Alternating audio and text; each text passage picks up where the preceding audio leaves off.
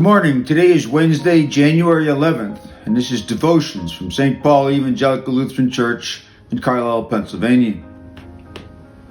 I'm going to take a passage from Acts today, an interaction between Peter and a centurion named Cornelius.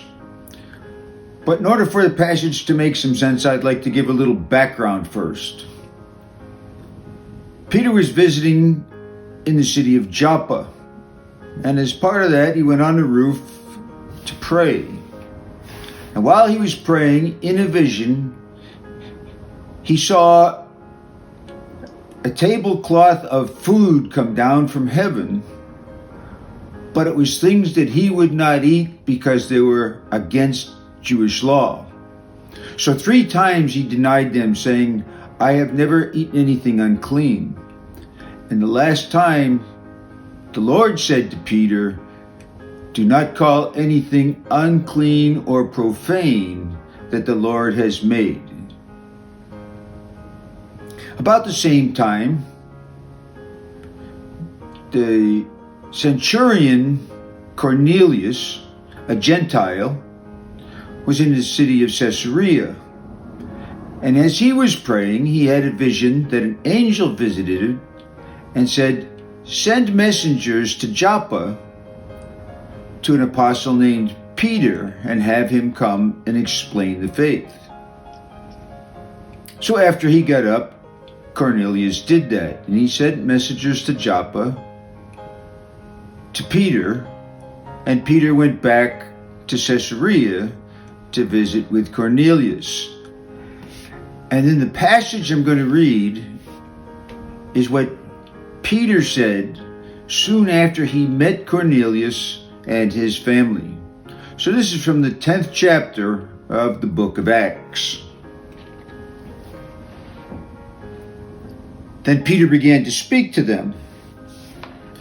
"I truly understand that God shows no partiality, but in every nation, anyone who fears him and does what is right is acceptable to him.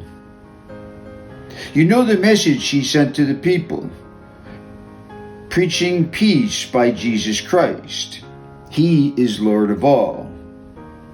That message spread throughout Judea, beginning in Galilee with the baptism that John announced, how God anointed Jesus of Nazareth with the Holy Spirit and with power, how he went about doing good and healing all who were oppressed by the devil, for God was with him.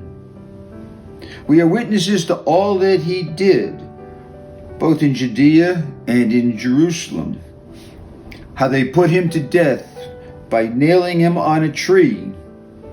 But God raised him on the 3rd day and allowed him to appear, not to all the people, but to those who were chosen by God as witnesses, who ate and drank with him after he rose from the dead.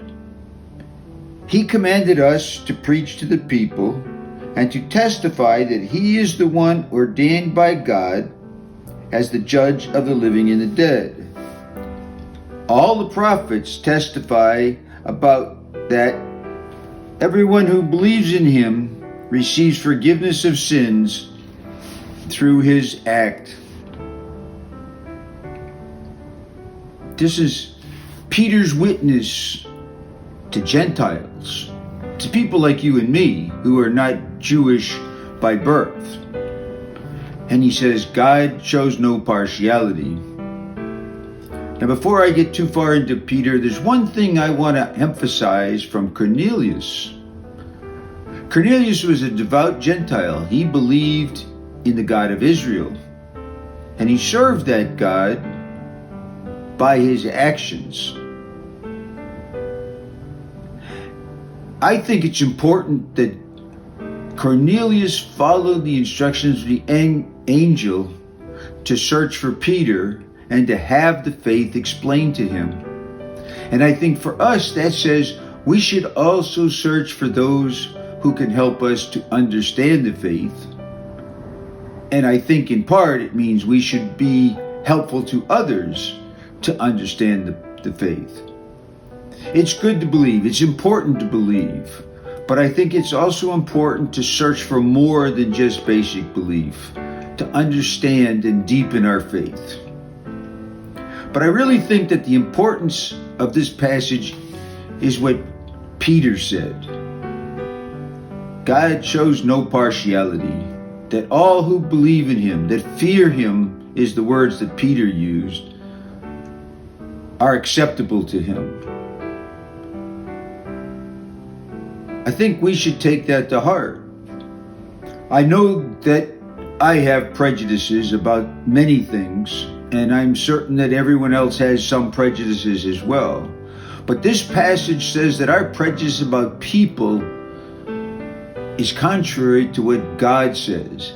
Our feeling about people should be based upon how they deal with us and how they deal with God. And if they're acceptable to God, they should be acceptable to us. So I think this is a strong passage to deal with the prejudices that we have.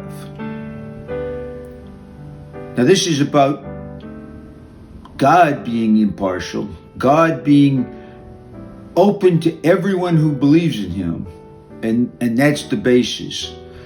But I think we can take this beyond this idea of just believing God to our interaction with all people and be open to accepting all people based upon how they are with us. That's not always easy. That's not always the way we are. But I do believe that God would have us open to all people. He loves them all. He will accept them all if they believe in him. Can we do any less? Peter's always been a strong witness. Peter had his ups and downs, but Peter was always a strong witness, particularly after the resurrection. We see very little from Peter after the resurrection with the faults of faith that we saw before. But this is a particularly strong passage from Peter that announces God shows no partiality.